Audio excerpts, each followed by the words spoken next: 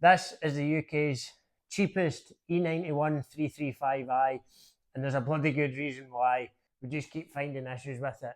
This time round, I've went to service the car, just a quick oil change, and I'll overlap just now the video of how thin the oil was. That leads me to think that I've either got 1, 2, maybe 6 leaking injectors. We'll take the plugs out, have a wee look at the plugs, and then start stripping the injectors to send them away to get them rebuilt. Well, to get them tested.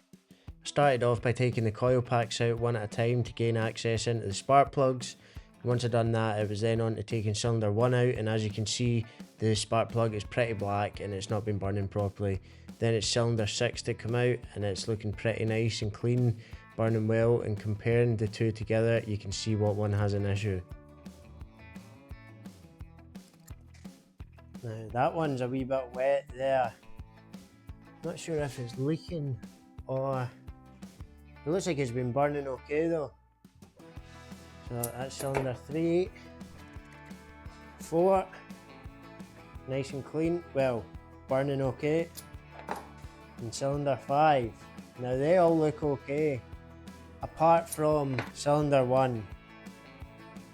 So I reckon that this cylinder 1 is the injector that is leaking, sorry. Also, cylinder 3, the plug just been a wee bit wet on the threads. I think I've figured it out. So when I say I've figured it out, I think what has happened is when I've been doing the oil change, which I'm now going to need to do again because I've been running the car with a leaking injector. When I've filled up the oil last time, I've spilt a wee bit and it's went down into the rocker cover, and it's seeped down into the spark plug hole. So I think that's why the threads are wet on that. I'll just show you what I mean. So cylinder 3 is here, and down there you can't really see, like it's a bit shadowy, but there's some oil spillage down there, and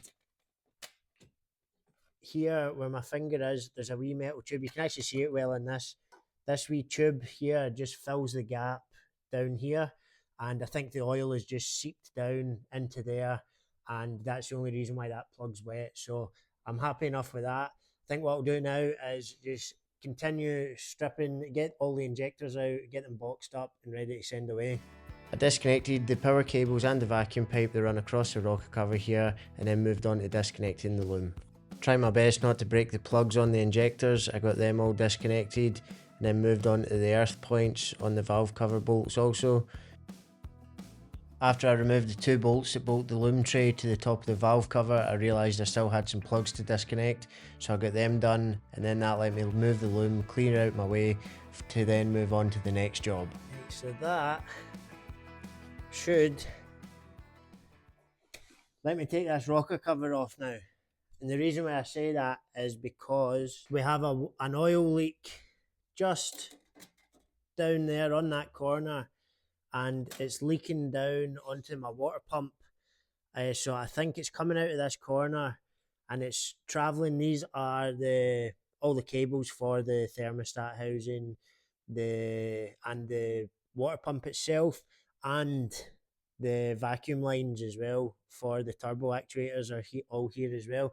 They all run down there, and it looks like the oil's coming out. I'll get these canisters out of the way to get a better look, but it looks like the oil's coming out this corner, dripping, running down everything, and then underneath on the water pump there's a nice oil patch as well. So yeah, we'll get all this off. I'll pull them out of the way and then we'll let us get a nice easier look. So I wasn't going to do this, but I thought because we're this far stripping it down to get the injectors off, I'd be as well just taking the rocker cover off and resealing it.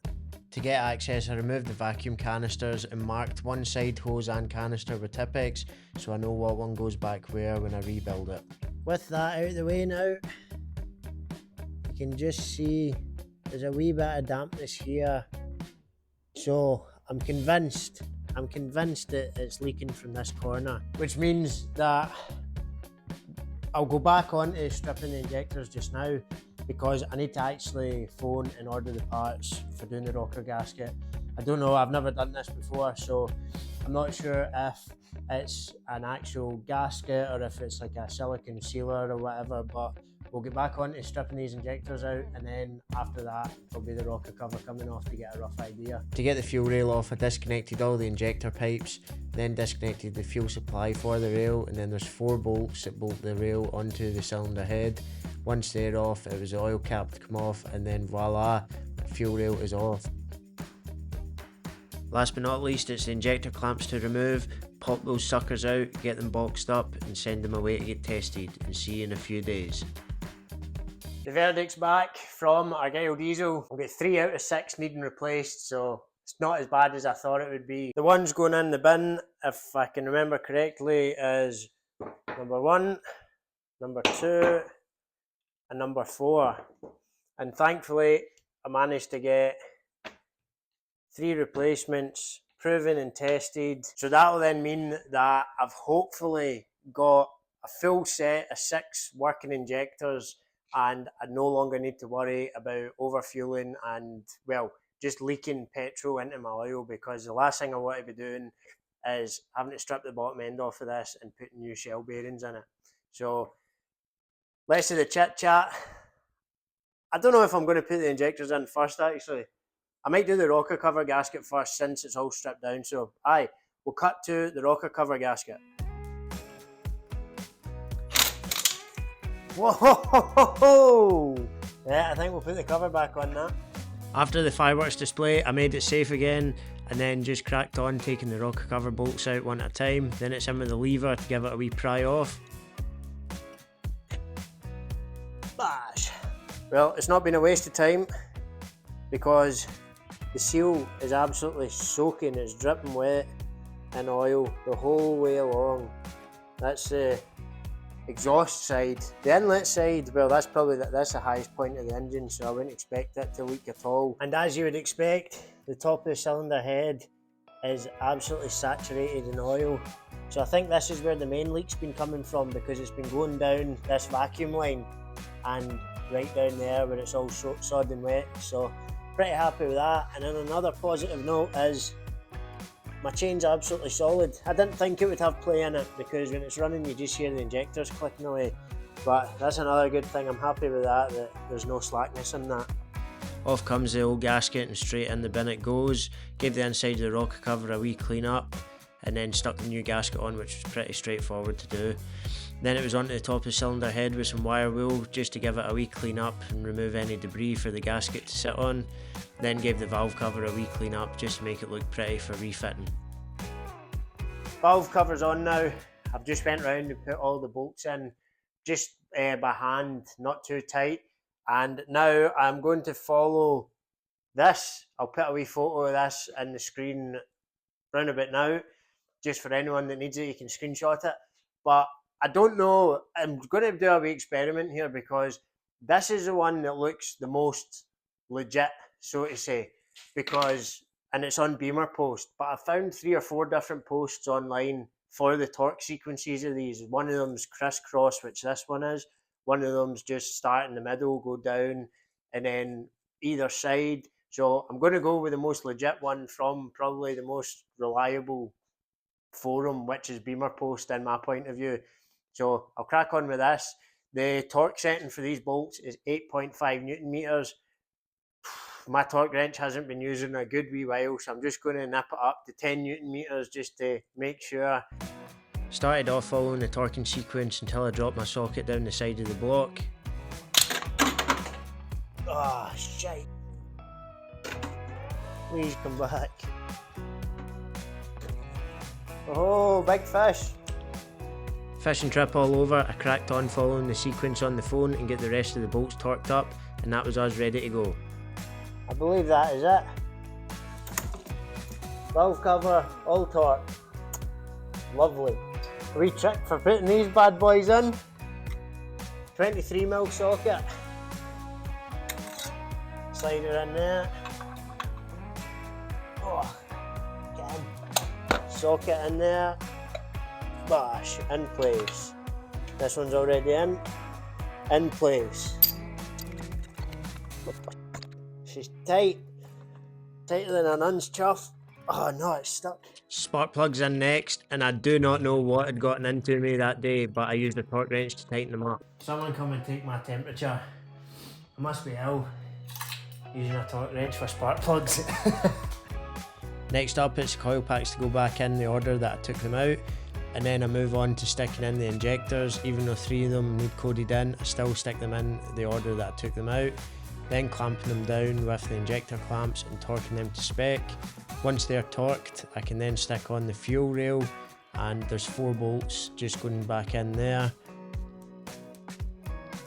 Then once that's done, I can stick on the injector pipes just hand tight, and then I realised that I'd done something wrong. I'm an idiot. I've put these bolts in the wrong place.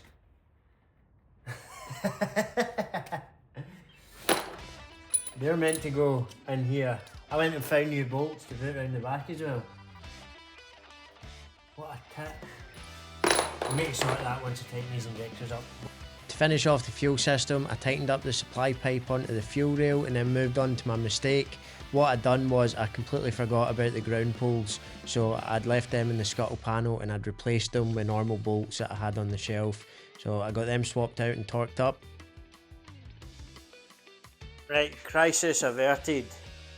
So I'm kind of glad I figured that out, because these were the bolts that I put in their place, and they're not the prettiest, so they're nice back shiny, but coil packs are in, injectors are in, fuel lines are, high pressure fuel lines are all on and tight. So all there is left to do now is try and remember how all the wiring goes back on, and then that's pretty much it. It's been over a week since I stripped this, just waiting on those injectors coming. That's why I say I'll need to try and remember how the wiring goes. After I figured out what vacuum line went on what side of the clip, I could then move on to fitting the vacuum canister using the 3 bolts to bolt it into the chassis, and then I could line up my pipes with my Tipex marks from earlier on. In a show of good workmanship, I decided to give the front of the cylinder head a good clean, because in true N54 fashion there was an oil leak that ran right down the front. Then I could move on to fitting all the plugs. I started off with the ignition coils and then the ground points, and then I just worked my way right round the engine until everything was connected.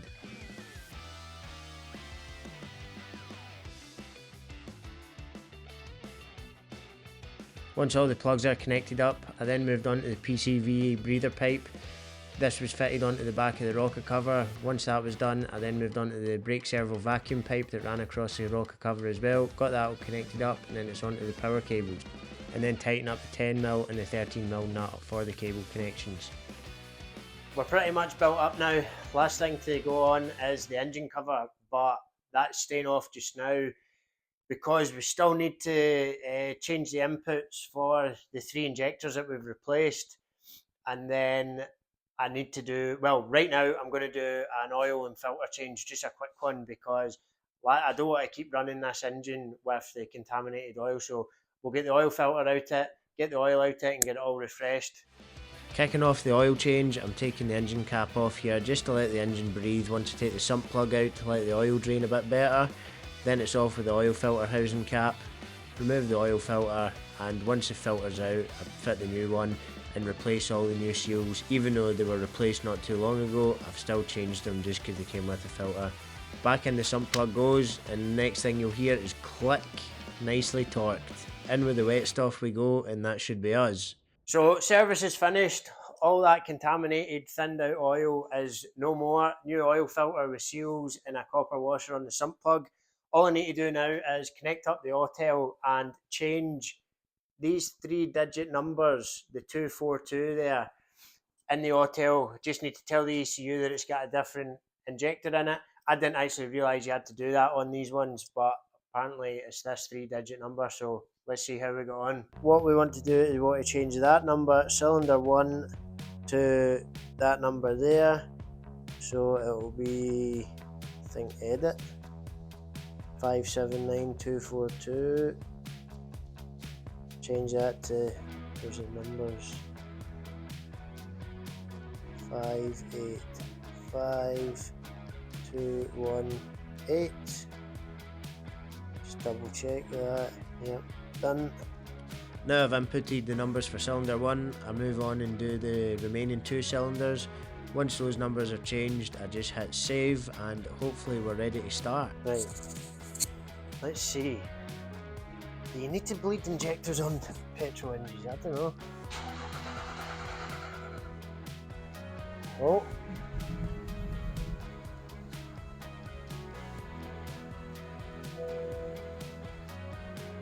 Oh!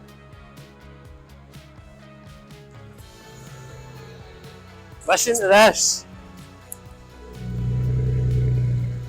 Not bad at all. That sounds sweet, man. I'm well chuffed with that.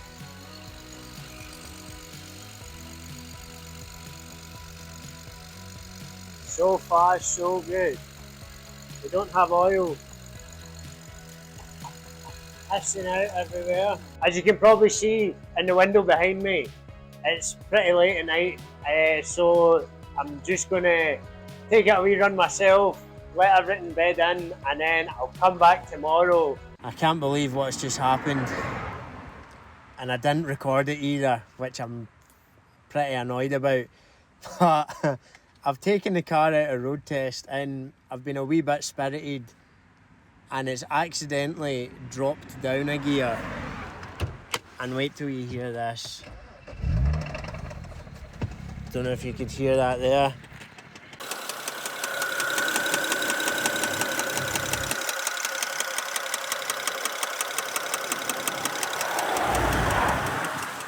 Now that to me sounds bottom endish.